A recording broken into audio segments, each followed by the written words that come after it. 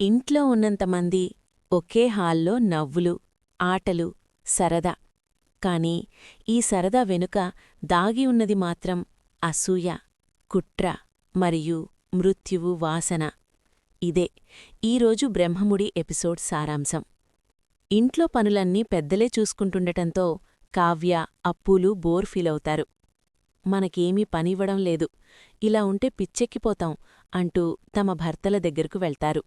అప్పుడు రాజ్, కళ్యాణ్ ఒక నిర్ణయం తీసుకుంటారు. ఇంట్లో అందరూ కలిసి గేమ్స్ ఆడుకుందాం. అందర్నీ హాల్లోకి పిలిపించిన రాజ్ కొత్త ఆటను పరిచయం చేస్తాడు. అందరూ సరదాగా నవ్వుకుంటుండగా అప్పుడే రేఖ ఎంట్రీ. రా రేఖా, రా అంటూ రాజ్ పిలవడం, ఆ ఒక్క మాటే కావ్యకు గుండెల్లో సూదిగుచ్చినట్టవుతుంది. మొదట సీతారామయ్యకు చీటీ వస్తుంది, పద్యం పాడాలని. హుందాగా పద్యం పాడి అందరినీ మెప్పిస్తారు. తరువాత ధాన్యలక్ష్మీ ప్రకాశం డాన్స్ చేసి ఇంటిలిపాదిని నవ్విస్తారు. ఇంతలో రేఖ మాత్రం తన అసలు రంగు చూపించడం మొదలుపెడుతుంది. రాజ్ దగ్గరగా ఉండడం, పదే పదే చేతులు వేయడం, అవసరానికి మించి చనువు. ఇది చూసిన కావ్యముఖం ఒక్కసారిగా మాడిపోతుంది.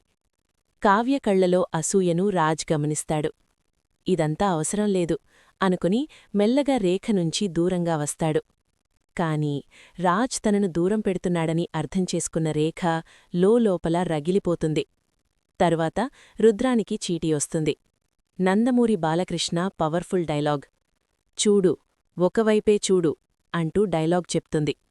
కాని ధాన్యలక్ష్మి సటైర్, బాలయ్య చెబితే హైవోల్టేజ్, నువ్వు చెబితే డ్రైనేజ్. ఇంట్లో నవ్వులు. రుద్రాణి ముఖం చిట్లిపోతుంది.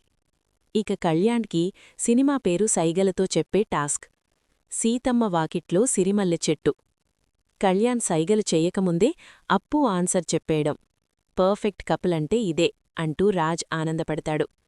ఇక అత్తాకోడళ్ళు అపర్ణ, ఇందిరాదేవి కలిసి స్కిట్ చేస్తారు. ఇంట్లో చప్పట్లు, ఆనందం. కాని ఈ ఆనందం మధ్యలోనే రాహుల్ తన ప్లాన్ అమలు చేస్తాడు. రాజ్ కార్ తాళాలు కొట్టేస్తాడు. ఇదంతా జరుగుతుండగా రాజ్కు కావ్య ఆరోగ్యం గుర్తొస్తుంది. కళావతి, కషాయం తాగావా? లేదు అని కావ్య చెప్పడంతో నేనే తీసుకువస్తాను అంటూ రాజ్ వెళ్ళిపోతాడు.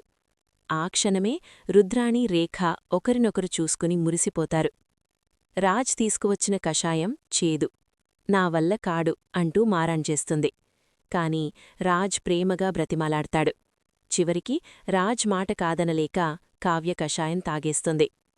ఈ సీన్ చూసి ఇంద్రాదీయుని ధాన్యలక్ష్మి మురిసిపోతారు. కావ్య నిజంగా అదృష్టవంతురాలు అంటూ మెచ్చుకుంటారు. కాని రేఖ మాత్రం అసూయతో రగిలిపోతుంది. తరువాత రాజ్కు వచ్చిన టాస్క్, భార్య మనసులో ఏముందో భర్త చెప్పాలి. అందరి ముందు రాజ్ సీరియస్ అవుతాడు. కళావతి అని కావ్యవైపు చూస్తూ, తన వాళ్ల కళ్లలో కన్నీరు చూడలేను. ఎవరు ఎంత తప్పు చేసినా క్షమించే మనసు, నా తప్పులన్నింటినీ క్షమించిన ఇల్లాలు అంటూ మనస్ఫూర్తిగా మాట్లాడతాడు. రాజ్ మాటలకు కావ్య కళ్ళు చెమ్మగిల్లుతాయి. ఇంట్లో అందరూ నిలబడి చప్పట్లు కొడతారు. అటు రుద్రాణి, రేఖలు అసూయతో కాలిపోతారు. ఇక చివరిగా రేఖకు డాన్స్ టాస్క్, నాకు హీరో కావాలి అని మారం. అందరి ముందే రాజ్ బావతోనే డాన్స్ చేస్తా అని షాకిస్తుంది. ఆటలో భాగమే కదా అని రాజ్ ఒప్పుకోవలసి వస్తుంది. గువ్వా గోరింకతో ఆడిందిలే సాంగ్కు రాజ్, రేఖ డాన్స్. ఇంట్లో కేరింతలు. కాని కావ్య గుండెల్లో మాత్రం అగ్నిపర్వతం. ఇదే సమయంలో ప్రోమోలో చూపించిన సీన్లు. కావ్యను పుట్టింటికి తీసుకెళ్లే ప్రయత్నం, దుగ్గిరాల ఫ్యామిలీ నిరాకరణ, కషాయంలో మరోసారి విషం కలిపే ప్లాన్. ఇప్పుడు అసలు ప్రశ్న, కావ్య ఈ విషపుగంఢం నుంచి తప్పించుకుంటుందా? రాజ్ నిజాన్ని తెలుసుకుంటాడా? రుద్రాణి, రేఖ ప్లాన్ ఎక్కడిదాకా వెళ్తుంది? ఇవి అన్నీ రాబోయే ఎపిసోడ్లో. ఇలాంటి పూర్తి ఎపిసోడ్ విశ్లేషణల కోసం ఛానల్ని సబ్స్క్రైబ్ చేయండి. వీడియో నచ్చితే లైక్ చేయండి. మీ అభిప్రాయాన్ని కామెంట్లో చెప్పండి.